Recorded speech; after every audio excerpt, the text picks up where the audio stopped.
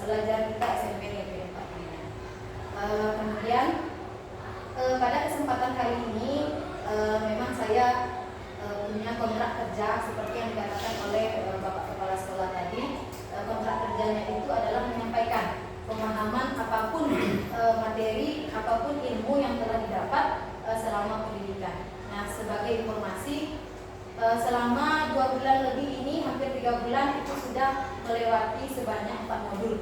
Modul 11, 12, 13, 14. Jadi untuk kesempatan kali ini saya akan menyampaikan sedikit materi, langsung loncat ke modul 1.4, yaitu tentang budaya positif. Nah, mengapa saya ambil budaya positif?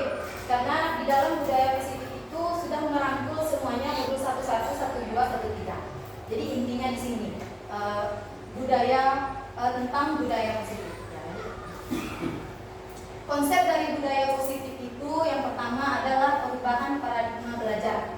Kemudian disiplin positif, nilai-nilai kebajikan, kebutuhan dasar manusia, kemudian motivasi perilaku manusia, posisi kontrol, keyakinan kelas, dan segitiga restitusi.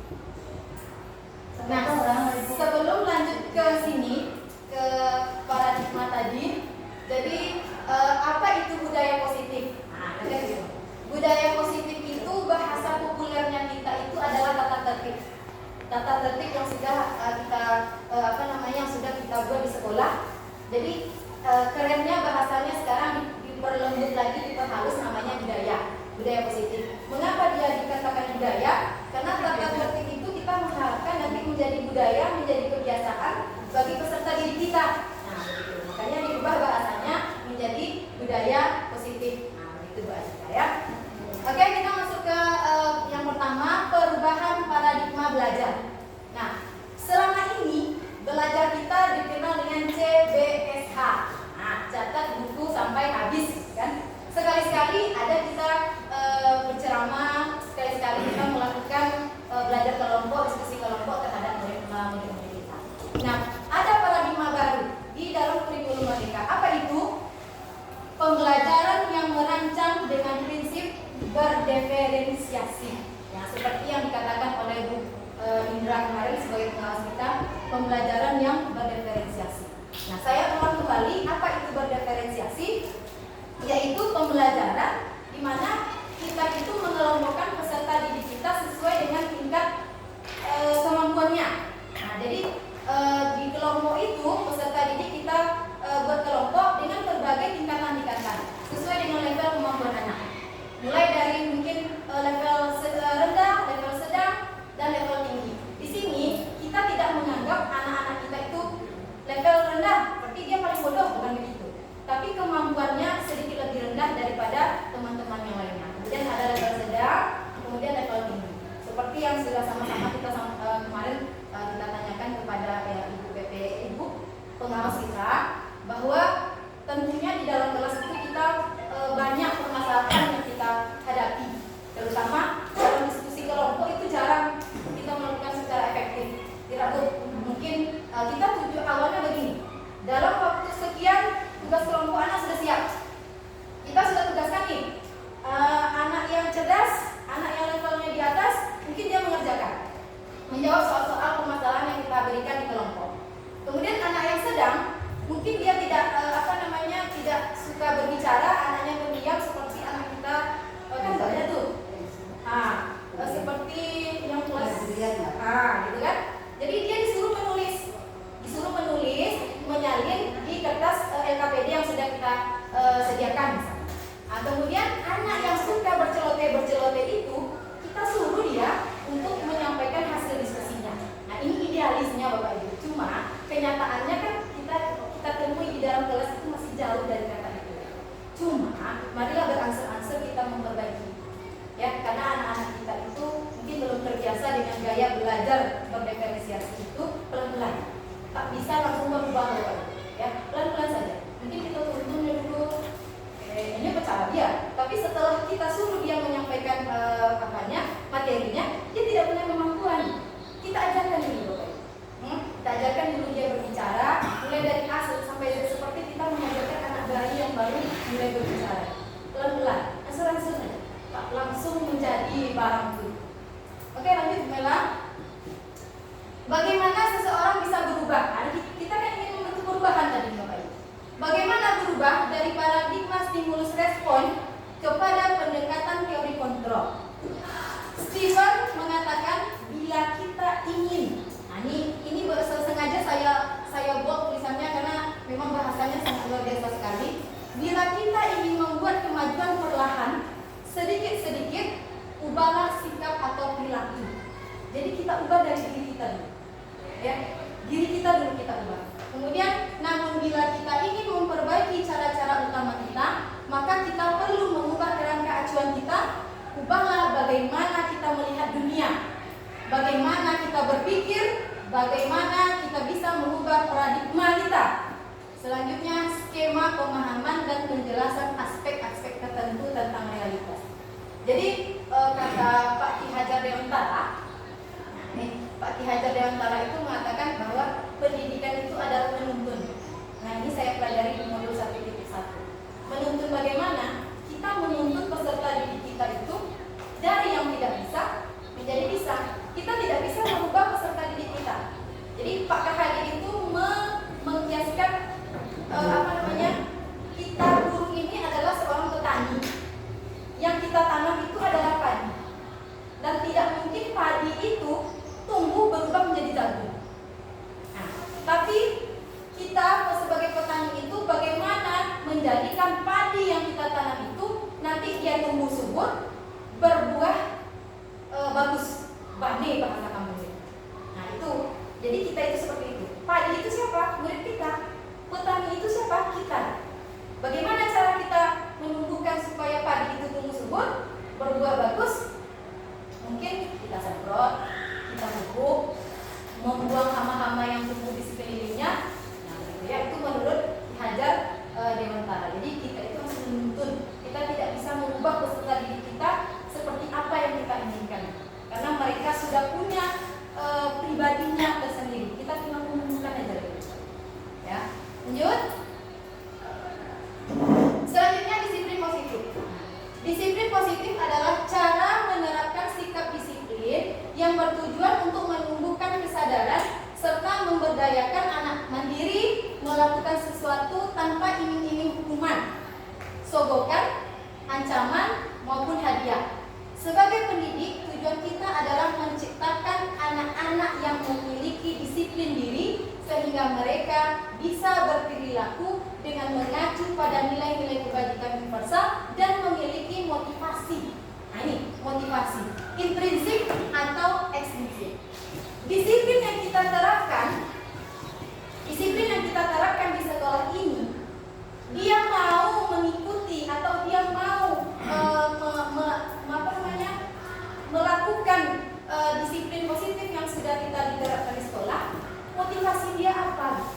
Apakah datang dari dalam dirinya atau dari orang lain atau faktor dua? Contoh yang dari intrinsik. Tadi, saya harus mengerjakan tugas ini atau saya harus rajin belajar supaya nanti saya lulus dari SMP Negeri Pak Kamil ini dengan nilai yang bagus tanpa nilai sepak-sepak atau nilai kasihan dari gurunya. Itu namanya motivasi intrinsik, datang dalam diri. Sementara untuk ekstrinsik itu karena faktor lain, misalnya kalau tak buat PR, kono hukum deh kalau bisa, kan? Nah, itu ekstrinsik, ada faktor lain. Tak ada keinginan dari dalam diri ini, hanya karena faktor. Tapi kalau hukum, tapi kalau sudah keluar dari kelas, nah, itu motivasi intrinsik dan ekstrinsik. Lanjut Bu Hera. Selanjutnya nilai-nilai kebajikan. Maaf Bu kalau terlaju. Nilai-nilai kebajikan. Nilai-nilai kebajikan itu ada 3. Yang pertama profil pelajar Pancasila. Ini yang paling diagung-agungkan oleh kurikulum Merdeka. Apa saja itu?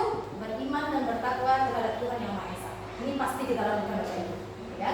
Mandiri, bernalar kritis, berkebinekaan global, bergotong royong dan kreatif. Selanjutnya Ibo Primary Years Program atau PYP. Dia terdiri dari toleransi, rasa hormat,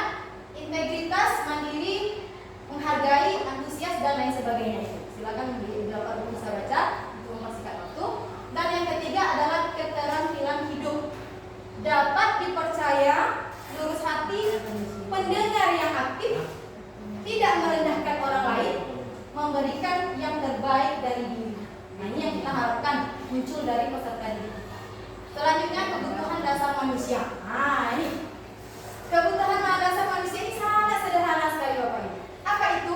Ketika kita mendapatkan apa yang kita inginkan, berarti kita sudah memenuhi kebutuhan dasar kita. Nah, sederhana sekali. Apa saja kebutuhan dasar kita? Kebutuhan bertahan hidup. Apa itu kebutuhan bertahan hidup? Kita butuh makan, kita butuh minum, kita butuh badan sehat, kita butuh rumah dan segala macamnya. Pokoknya untuk kebutuhan bertahan hidup. Kalau kita sudah memenuhi itu, berarti kebutuhan dasar kita sudah terpenuhi. Santai kan? Enteng saja. Yang kedua, kasih sayang dan rasa diterima. Kasih sayang ini kita dapatkan dari mana? Dari suami pasti. Dari suami, dari anak, dari rekan kerja, dari dari pimpinan kerja, dari murid. Nah, dari murid ini kita juga perlu kasih sayang dari murid. Perlu rasa diterima. Kalau kita masuk di dalam kelas tidak diterima oleh murid, apa yang terjadi? Dalam belajar pasti anak-anak kita ribut. Karena kita tidak diterima, ditolak. Bahkan alhamdulillah. Berarti kita tidak ada rasa diterimanya, kan? Yang ketiga adalah penguasaan, pengakuan atas kemampuan. Jadi anak-anak kita itu perlu diakui kecerdasannya, perlu diakui kemampuannya. Dia baik tingkat ilmunya, sikapnya, keterampilannya perlu diakui. Mungkin diberi pujian, diberi santunan dan segala macam, diberi perhatian, kan? Diakui. Ya. Oke, lanjut yang keempat. Belum. Yang keempat. Masih yang tadi, kebebasan. Nah, apa itu kebebasan? Bebas berpendapat, bebas berperilaku. Nah, bebas berperilaku bukan berarti keluar dari disiplin positif kita tadi. Masih dalam koridor-koridor disiplin positif kita. Bebas berpendapat, bebas berkreasi, bebas berinovasi dan segala macam. Selanjutnya kesenangan. Nah, kita semua manusia pasti perlu senang, ya kan? Perlu kesenangan. Bagaimana cara mendapatkan kesenangan itu? Kalau kita sudah bahagia melakukannya, berarti kesenangan. Termasuk anak murid kita, colek-colek ini kan? Golanya nampak kawannya risau. Itu sudah termasuk dia memenuhi kebutuhan kesenangan dia, tapi masih dalam koridor yang salah. Jadi perlu nanti kita luruskan. Lanjut, Mela. Motivasi belajar manusia. Jadi ada 3 motivasi manusia. Yang pertama, menghindari ketidaknyamanan atau hukuman. Nah, ini tadi peserta didik kita itu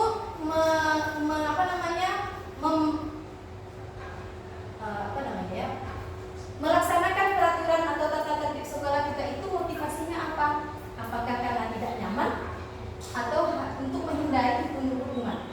Ketidaknyaman itu bagaimana Bapak Ibu? Saat mereka terlambat misalnya, langsung mencari, pasti dia tidak nyaman, kan? Nah, itu ketidaknyamanan. Jadi untuk menghindari daripada dan mengejar dia di hukum, jangan dicopet dan langsung. Nah, itu ketidaknyamanan. Kan daripada ya kan? Tak ada motivasi dalam diri. Kemudian hukuman, daripada dia disuruh mesin WC, dia copet dan langsung. Nah, tuh. Yang kedua, untuk mendapatkan imbalan atau penghargaan dari orang lain. Jadi dia melakukan itu karena apa? Misalnya, Amrul, tolong beli iku Amrul, beli galon, air galon, kan? Beko ibu aja yang duit 5.000. Nah, tapi kalau tak ada imbalan, sekedar mau melihat aja nih, sekali boleh kemana-mana ibu boleh, bisa enggak lalu. Jadi dia mengharapkan imbalan. Selanjutnya, yang ketiga, untuk menjadi orang yang mereka inginkan. Ini idealisnya ya Bapak Ibu. Dan menghargai diri sendiri dengan nilai-nilai yang mereka percaya. Ini adalah motivasi intrinsik tadi yang memang datang dalam diri anak tadi. Lanjut. Dalam menjalankan peraturan atau keyakinan kelas atau keyakinan sekolah atau disebut dengan tata tertib sekolah, bila mana ada suatu pelanggaran, tentunya sesuatu akan terjadi. Pasti. Apa yang akan terjadi? Salah satu di antara 3 ini.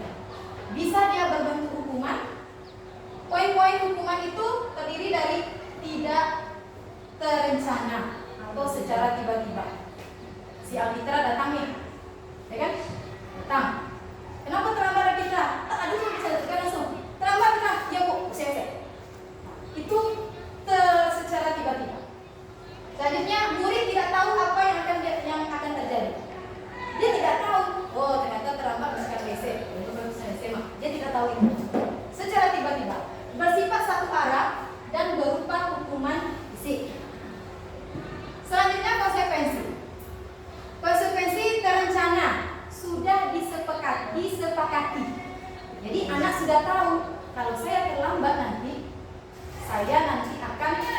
ini, gitu kan? Atau ketika saya terlambat di dalam kelas 10 menit, berarti saya nanti akan tinggal 10 menit di kelas, sementara temannya sudah keluar nih Bapak Ibu. Karena itu sudah kesepakatan dari awal, kesepakatan kelas yang sudah kita berikan kepada peserta didik kita. Murid tidak nyaman tetap karena temannya sudah istirahat, nanti habis kan tidur di sini, kan? Sementara masih ada 10 menit di dalam. Tidak nyaman dia. Guru selalu memonitor. Apa yang monitor? Meyakinkan bahwa murid kita tetap ada di dalam kelas 10 menit. Jadi guru tidak pergi, ambil 10 menit itu nonton mas, sementara kita pergi ke kantor. Nah itu tak memonitor. Jadi kalau konsekuensi kita harus memonitor. Murid menghormati peraturan, mau tidak mau dia harus menjalani karena itu adalah konsekuensi dia sudah terlambat. Selanjutnya restitusi. Restitusi nanti ada segitiga restitusi, nampak nanti Bapak Ibu. Dia murid mendapat penguatan, murid jadi bertanggung jawab atas kesalahan, dan selanjutnya fokus pada pemecahan masalah. Nah restitusi nanti saya jelaskan mengenai segitiga restitusi. Lanjut dulu. Posisi kontrol. Nah, kita sebagai guru, posisi kita itu di mana? Apakah sebagai penghukum? Apakah sebagai pembuat merasa bersalah? Sebagai teman? Sebagai pemantau? Atau sebagai manajer? Nah, seringkali kita sebagai apa, Bapak? Penghukum, ya kan? Sebagai penghukum. Mengapa? Saya pungut sampah, ya kan? Itu menghukum gitu. Tanpa bertanya dulu, kenapa anak kita ini begini? Kenapa anak kita bisa menyimpang dari peraturan yang sudah ada? Selanjutnya pembuat merasa bersalah. Nah, pembuat merasa bersalah ini misalnya ini juga sering nih terjadi. Saya juga pernah melakukan itu dalam kelas ini. Elok-eloklah belajarnya, kona bapak oma di rumah, nyelokone, mencari duit untuk beli seragam, untuk jajan. Kan merasa bersalah dia jadinya.